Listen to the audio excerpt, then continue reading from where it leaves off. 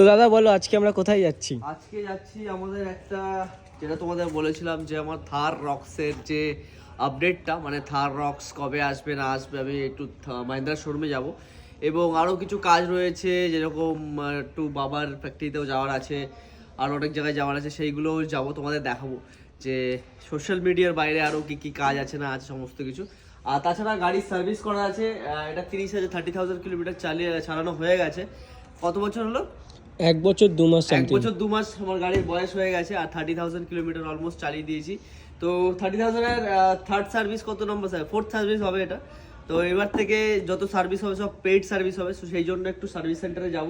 আর যত রকম প্রবলেম হচ্ছে সেগুলো বলতে হবে, যেরকম এই ফেন্ডার লাইনটা একটু আউট হয়ে গেছে, এটা কেন হয়েছে এটা বলতে হবে ওদের।